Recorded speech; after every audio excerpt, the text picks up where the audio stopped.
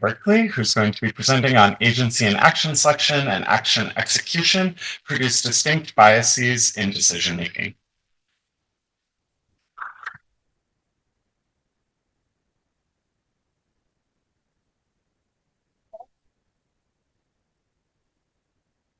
So to have agency is to feel like you have control over your own actions.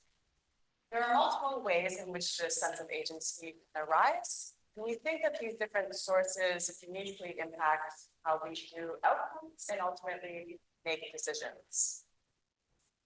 So golf is a scenario where we have a ton of agency. At each shot, we pick which club we hit with, as well as make various other strategic decisions. So this is Roy McIlroy, who recently made history for Ireland when he won a Masters in the shot. So he must have been incredibly happy, but I want to shift the spotlight to the other person in this clip, and that's his caddy. So for the non-golfers in the room, the caddy is essentially the golfer's assistant. They carry the bag, but they also, give advice and help them make decisions along the way.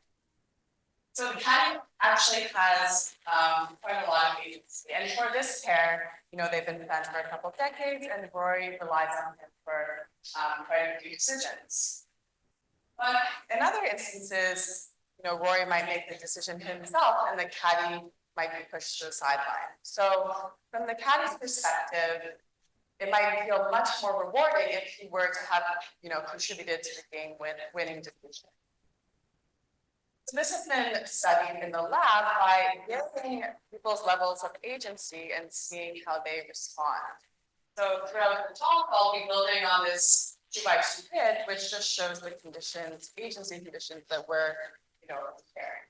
So in one study, they allowed people to freely select between options, which I'll call selection agency, and they also forced them to select different options.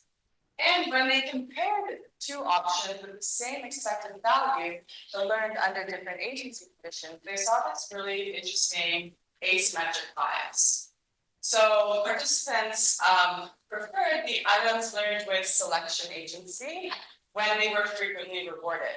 But note that the items that had no agency were also frequently rewarded. And then on the unrewarded front, they observed no bias either way. So this kind of said to us that agency and selection actually influences how we receive value. So how does this kind of fit into our value updating framework? People might ask themselves whether they actually chose that action. And if they had success, those results suggest that they might turn up the dial on learning from reward prediction error. But what I didn't mention is that leading up to the winning shot, he also had a bunch of time that he failed. So here's one example. And even though he fails, he probably doesn't adjust his strategy very much because he believes that he can. But if it were the caddy whose decision led to the failure, he might be quicker to abandon his strategy. This is because the caddy actually has no direct control over the outcome of an action. And we would argue that this is often the scenario that's studied in most of our decision-making tasks. But if we shift the spotlight back to Rory, he always has direct control over the outcome of an action. And we think that this influences how he views failure. So we named this execution agency. And we think that with this execution agency, people are then prompted to ask themselves, did I just cause that outcome? And if they failed, they might turn down the dial on learning from negative reward prediction errors. And in other words, this is kind of like, the failure is no longer a purely negative experience, but rather an opportunity to redeem yourself. So this is what we looked at in our first and main experiment, where we manipulated selection agency for one set of items and execution agency for another set, and then looked at whether this gave rise to distinct biases. So participants experienced two trial types. In the first one, we call it selection agency trials, and they just see two arbitrary symbols, and they can choose between them using response keys. And then they receive probabilistic feedback according to that symbol that they selected. In other trials, these are intermixed with each other. They experience what we call execution agency trials. So on that same trackpad, they're using a digital pen to move around, which controls a blue dot on the screen. In the same way, they see two options pop up. This time it's two targets, which are the filled-in black circles. But now we actually take away the choice from them. So we say you have to pick this target highlighted in yellow. But we tell them that they have control over the outcome at that target by how accurately they reach to it. Now, they only see the feedback, the cursor feedback at the end of their reach. And there's one more important thing here, and that is we actually match the experience that they get in between these two conditions. So what I mean by experience is the choices, like the order and frequency in which they happen, as well as the outcome. So we strip them and we actually control the outcome that they see. So if their true accuracy isn't what we wanted to give them, then we just perturb the cursor a little bit. This is all within their natural motor noise, so they tend to believe that manipulation. So, they learned about a range of symbols that had various reward probabilities. They're arranged in 3 pairs here, and within each pair, one is better than the other. And then we take those same reward probabilities and impose them on different targets. And after they've learned about these items, we then pair together a symbol and a target of equal value, but learned under different agency conditions. And we ask which one they prefer. So these are items that more often led to reward, and these are items that less often led to reward. And so what did we predict? Now, on the y-axis, I have the proportion which participants chose one type of agency over another. So greater than 50% means they prefer the items learned with selection agency, and that's kind of color-coded with a condition. And we predict that this would be the case for the rewarded items. Whereas less than 50% means they prefer the items learned with execution agency, that sort of redemption bias that I talked about earlier on the unrewarded front.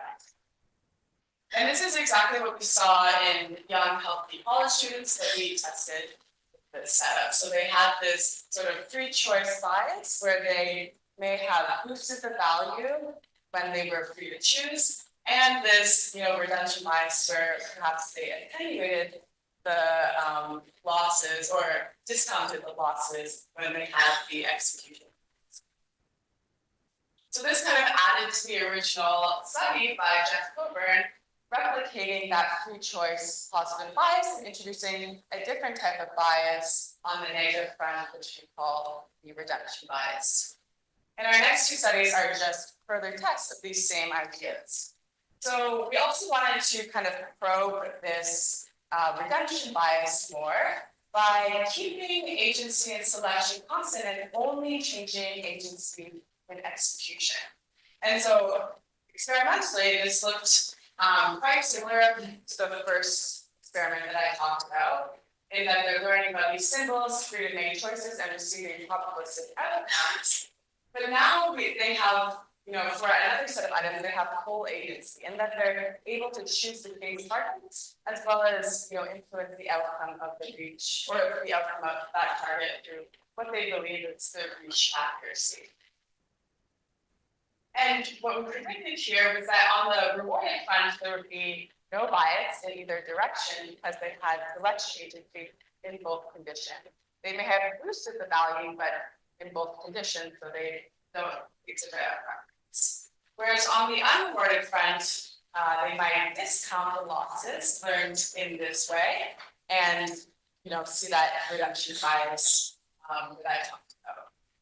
And again, we saw what we predicted in that there was a minimal and non-significant bias here on the rewarded pairs, whereas quite a striking bias on the unrewarded front towards the execution pairs. So this, replicated our redemptive bias from the first experiment, and then underscored the asymmetry or opposite nature of bias when comparing to, Jeff Gogren's study. Okay, our third and final study, we were curious about how these types of agency might interact. You can imagine if you have both sources of agency for the same items, they might cancel out, they could be weighted differently, or they could add together. And this is what we tested here. So in the no agency trials, participants weren't free to choose between symbols and they received that probabilistic feedback. Whereas in the full agency trials, they could choose between the targets and also believe that they're reached, influence the outcome. And again, here we match the experience in terms of choices and rewards between the two conditions to really give us a good test of that choice bias. Okay, so we reasoned that if these biases, these sources of agency, were additive in nature, then we might see a preference on both rewarded and unrewarded pairs in the same direction. And indeed, that's what we saw when we tested healthy individuals. They, perhaps inflated the value due to free choice, making them prefer the rewarded pairs more often here, and maybe discounted the losses from execution, making them prefer the unrewarded items here. And just to remind you, we're always comparing between items of the same respective value. Okay, so these three studies really underscore the different sources of agency might give rise to distinct biases. Okay, we were also interested in what the neural basis of these choice biases might be. So we have some imaging work from our lab suggesting that with the addition of execution agency, negative reward prediction errors are actually attenuated in the striatum. And that study that I talked about initially also proposed feedback loops within the basal ganglia that boosts the learning from positive reward prediction errors.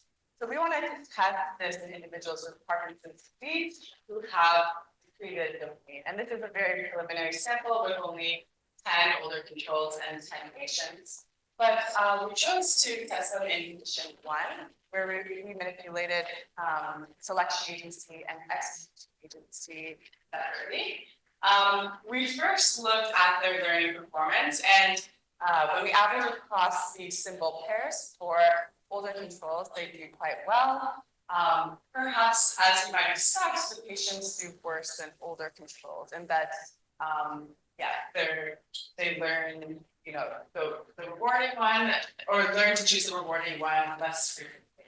Now, we kind of tried to account for this in a couple of ways, but I also want to say that because of our experimental design, they're actually getting the same experience in both conditions. So it does still allow us to test for choice biases, whatever that perceived or experienced value might be.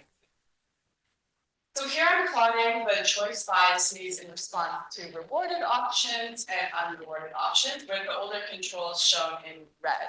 And we observed the same biases that we saw in the young controls, in that they prefer the items with selection more when rewarded, and the items with execution when unrewarded. And when we turn to our preliminary sample of Parkinson's disease, we see attenuated biases in response to both forms of agency. Now, I mentioned that they don't learn as well, so we restricted our analysis to the learners within the patient group, which was 6 of 10, even smaller, but that same difference in the bias still holds. And then in the same vein, we also restricted our analysis to the most obvious, most easiest pairs, the 80, 20, 70, 30, and also observed this difference bias between controls and patients. So while this is very preliminary work, we're intrigued by the idea that the basal ganglia might be relevant, generally relevant for these choice biases, and that this might be, impaired in the individuals with Parkinson's disease who maybe have a higher threshold for gaining these action values. So, we demonstrated here that agency in execution maybe discounts losses, and agency in selection appears to boost how we view the board. We think these sources of biases can operate at the same time and give rise to, additive biases. And the nasal ganglia might be a hub for where these biases come about.